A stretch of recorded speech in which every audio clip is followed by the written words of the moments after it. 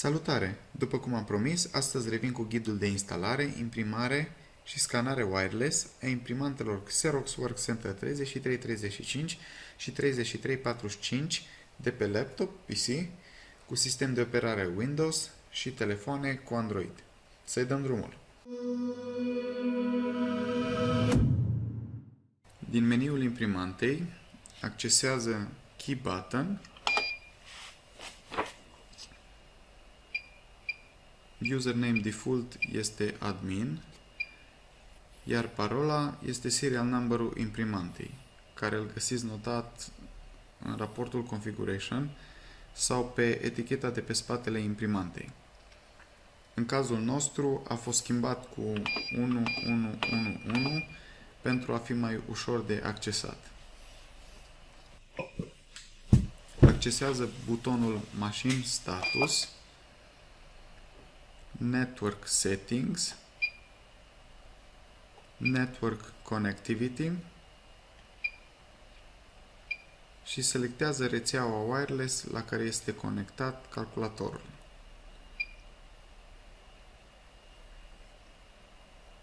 Network Login,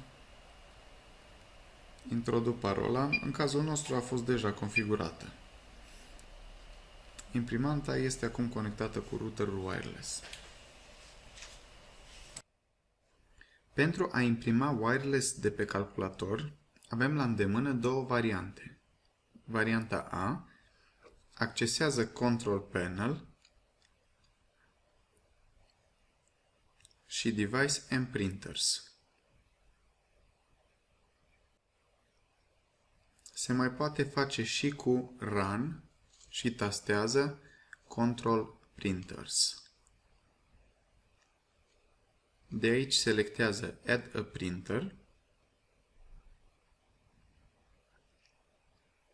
selectează Xerox și Next.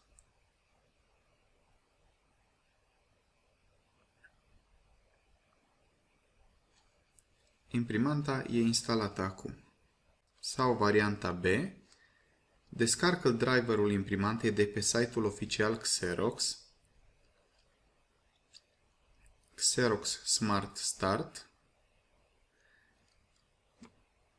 descarcă și instalează.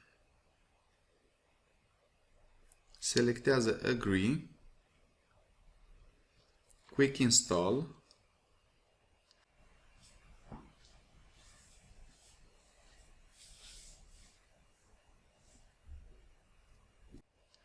iar la final imprimă o pagină de test.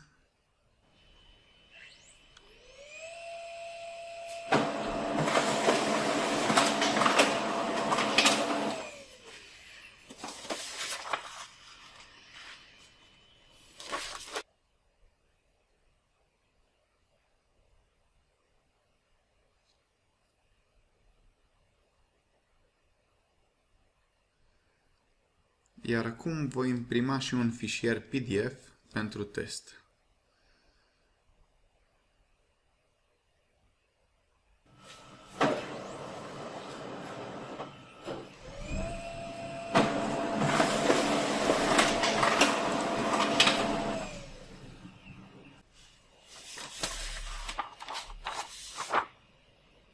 Pentru a imprima wireless de pe telefoanele cu sistem de operare Android, e nevoie să accesăm Xerox Centerware Internet Services pentru a activa protocolul MOPRIA.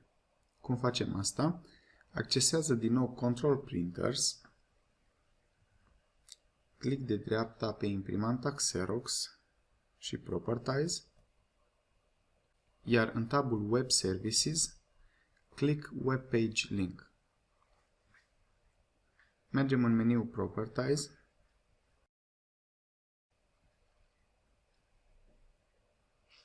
Connectivity, Protocols, MOPRIA, iar aici bifează Enable și Apply. Introduc username și password, default este admin, iar parola serial number-ul imprimantei. În cazul nostru a fost schimbată cu 4 de 1.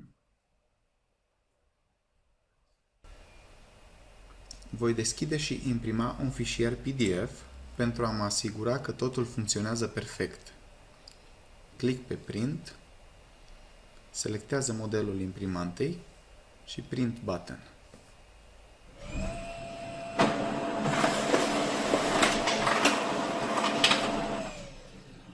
Imprimarea de pe telefon funcționează corespunzător acum.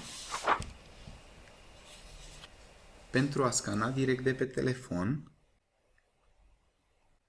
accesează Magazin Play și caută aplicația Xerox Workplace.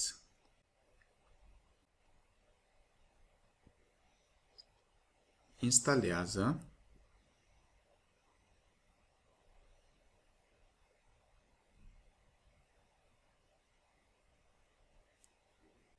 Agree. Trecem peste detalii. Mergem în meniu Printers, Local. Selectează imprimanta, în cazul nostru Xerox 3345. Accesează butonul Scan și setează denumirea fișierului, format, rezoluție și alte opțiuni, apoi Start Scan.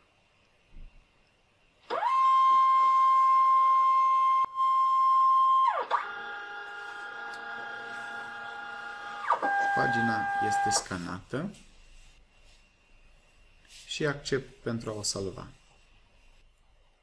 Dacă vă întâlniți cu eroarea Remote Scan is either disabled or not available on the printer, ne întoarcem în Centerware Internet Service, la Properties, Services, Remote Start și asigură-te că opțiunea Start Job via Remote Program este setată pe On și Apply.